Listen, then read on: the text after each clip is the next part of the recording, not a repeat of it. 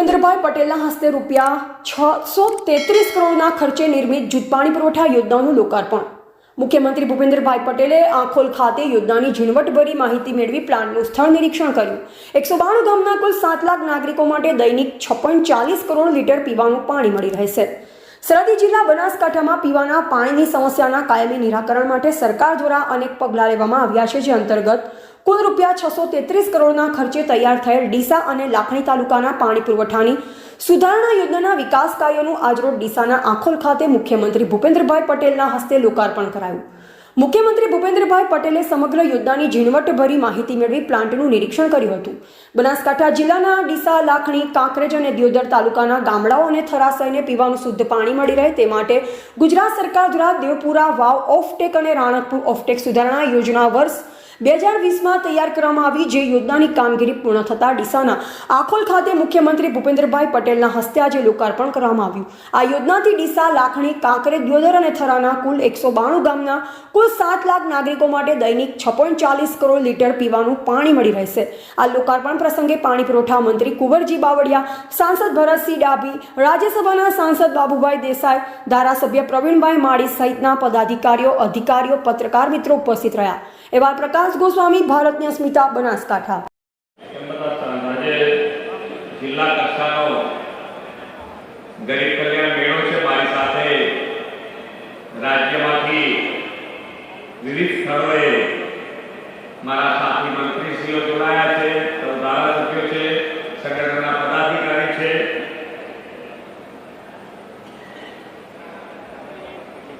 સૌને પણ મારા નમસ્કાર। આજે વિશ્વ પ્રવાસન દિવસની સૌને ખૂબ ખૂબ શુભકામનાઓ પાઠવું છું। 2023-24માં પ્રવાસીઓની સંખ્યા 24% વધી છે અને 23.43 લાખ વિદેશી પ્રવાસીઓએ આ 23-24માં ગુજરાતની મુલાકાત લીધી છે। વિશ્વ નેતા અને દેશના યશસ્વી વડાપ્રધાન શ્રી નરેન્દ્રભાઈ મોદીએ જ્યારથી દેશનું સેવા દાયિત્વ સંભાળ્યું છે ત્યારથી દેશમાં ગરીબ કલ્યાણનો નવો અધ્યાય શરૂ થયો છે।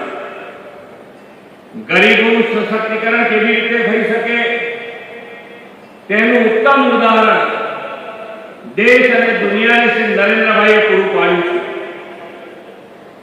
ગરીબોને સહાય સાધન આપીને તેમને આત્મનિર્ભર પગભર કરવાનો સેવા યજ્ઞ તેમના નેતૃત્વમાં દેશભરમાં શક્ય થયો છે।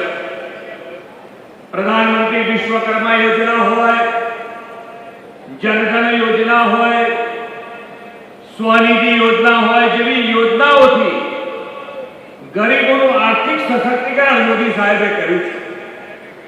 એટલું જ નહીં, પ્રધાનમંત્રી ગરીબ કલ્યાણ અન્ન યોજના, આયુષ્યમાન ભારત યોજના, પ્રધાનમંત્રી આવાસ યોજના, આ બધી જ યોજનાઓના લાભથી પહોંચાડીને સામાજિક સુરક્ષા પણ માન્ય વડાપ્રધાન શ્રીએ અહીંયા આપી છે।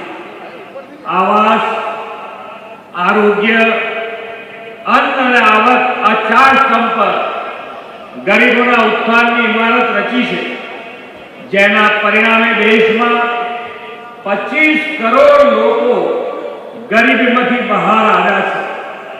માન્ય વડાપ્રધાન શ્રી હર હંમેશ નાનામાં નાનો માણસ, છેવાડાનો માણસ મુખ્ય પ્રવાહમાં કેવી રીતે આવે એના માટે હર હંમેશ અમને પ્રયત્ન કર્યો છે।